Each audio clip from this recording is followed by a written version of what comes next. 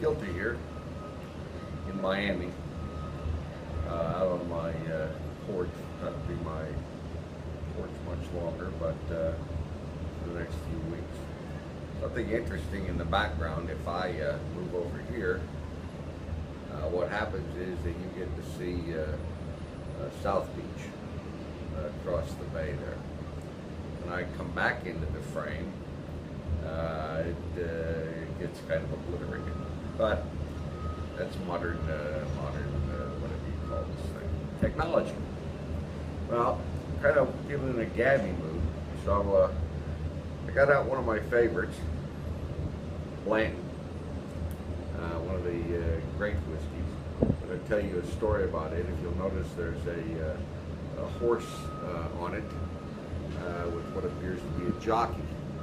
And I've been having a hard time getting Blantons for the last 2 months in Texas and in Miami.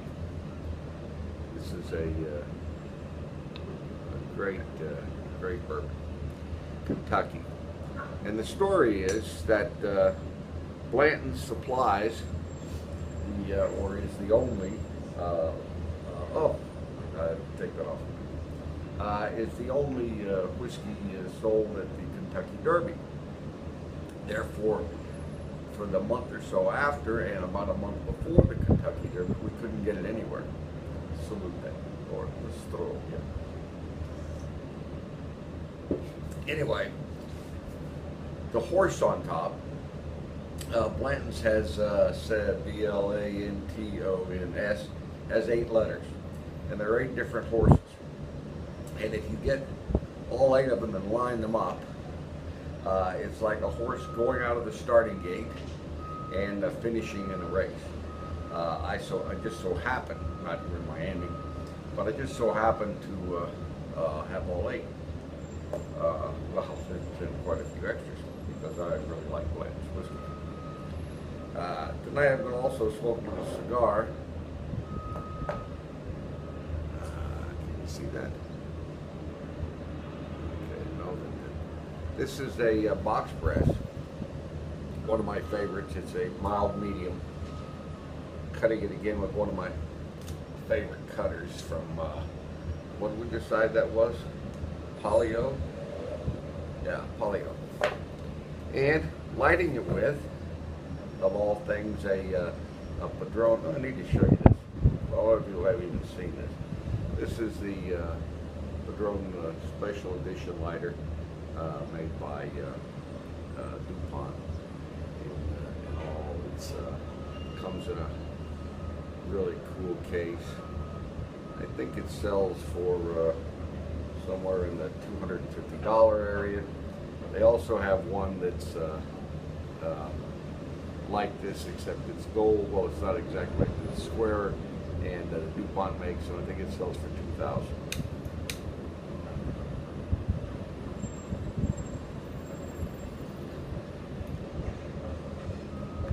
That sounded like an ad. You guys send me Blanton cigars and lighters and more cutters. I love it. Anyway, been a busy day in the news. Maybe too busy to even get into. We had the Nuts shoot up a movie theater in Tennessee. We had a couple of relatives stab all of their, that was yesterday, the day before, stab all of their relatives in their house and kill most of them. It kind of makes you wonder what's going on in the world today. Nobody has any respect for anything. They don't have respect for anything. The laws, the police, their own family, nothing. But there's not much we can do about that. It's just what it is. And why it's that way, I have no idea. For years we would sit around my table at the office, the coffee table at the office, and talk about, well, all this stuff always went on, and just now that we have 24-hour news, we just see more of it. Now, I think there's more to it than that. I'm starting to believe that there's just a lot of crazy assholes out there. Uh-oh. You have to suck on a cigar to make it work. You can't just talk and talk and talk. never puff on a cigar and expect it to work. Oh, I keep itching my nose with this. I had hand surgery. Let me take this off. I'm supposed to wear this little splint thing. It's spring loaded to make this finger. See how that's still crooked? Yeah. I had this, I have a disease called Dupuytren or Dupuytren. I think I've mentioned it before. And I'm in therapy to get my hands straight and usable and all that. And I'm supposed to wear that 3 times a day for a half hour, and that was my half hour. Anyway, went to the pool today, pretty pleasant. It's about 95 here in Miami. But a great breeze blowing across the pool. Wasn't uncomfortable at all. It got a little red, I think, but that'll turn lighter red or darker brown or something. Anyway, I don't want to talk. I don't want to get into the shootings and all of that. It's depressing. You turn on the TV and it's depressing. We could talk about Trump, who takes up most of the TV now. None of the other candidates can even get a chance to talk. So you're saying to yourself, well, what does this good-looking guy in Miami think of Donald Trump? Well, I have a lot of respect for Mr. Trump, a lot. And I think what he's doing right now is resonating with the people, is based on the fact that he's saying things that other people wouldn't say. He's not telling lies, he's just telling the truth. But he says it in a way that people find offensive. Everybody knows we have problems at the border, we have problems everywhere, and he's bringing them to light. Everybody else is doing the politically correct thing. Oh, let's not say anything bad about Mexicans or, well, in today's society, you can't say anything bad about anybody unless they happen to be white. Now, if you're white, you're a white pig and you're a bigot and all of that. But anybody else, they're fine. They're fine.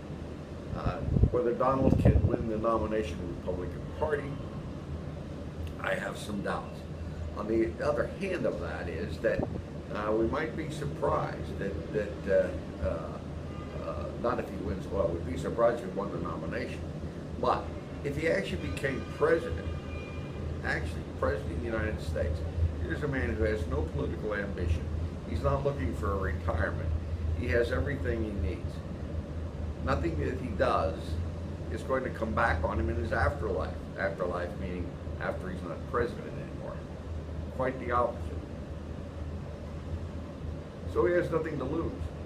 So maybe he is a guy who would stand up to Iran and Putin and the Muslim Brotherhood and ISIS and what's happening in this country where we're heading for what appears to me to be almost a racial war.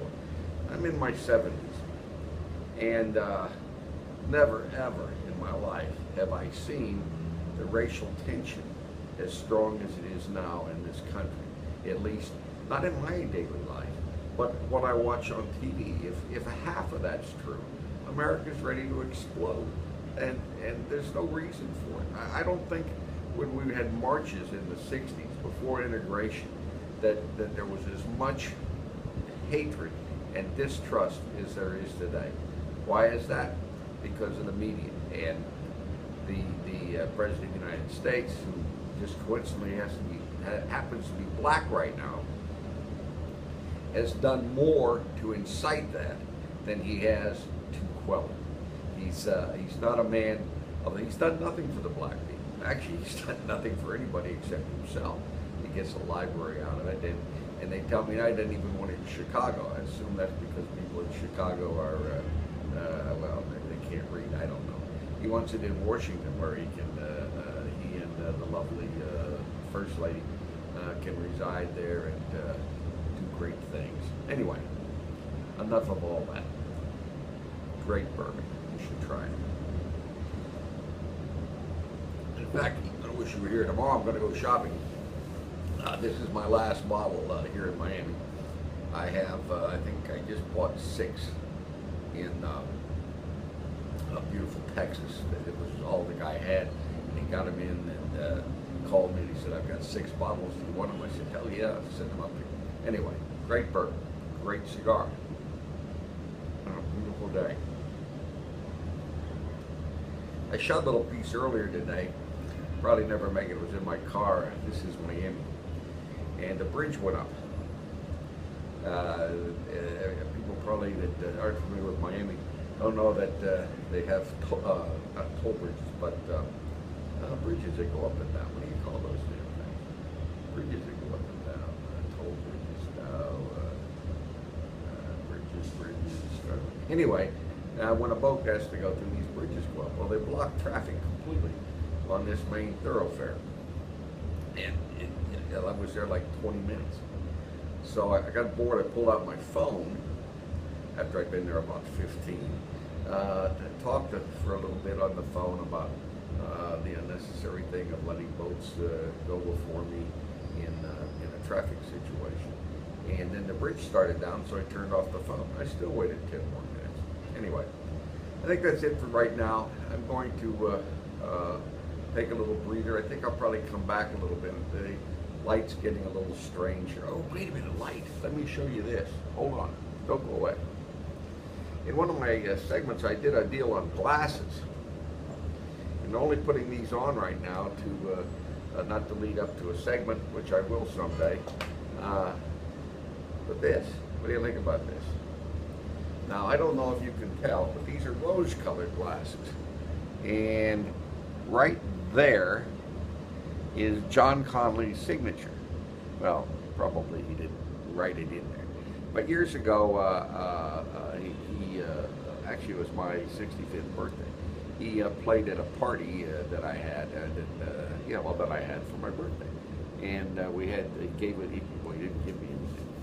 But, well, maybe he did give me something. I don't know what he gave me. Anyway, one of the things that we had to give out to guests were these rose-colored glasses.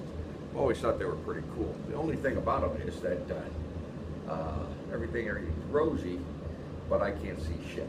I mean, I'm sitting here assuming that the light I see over there is the, oh yeah. Anyway, just thought I'd show you those tonight. A coming attraction for later. Maybe not later tonight, but just later. Anyway, you know what they say, guilty here.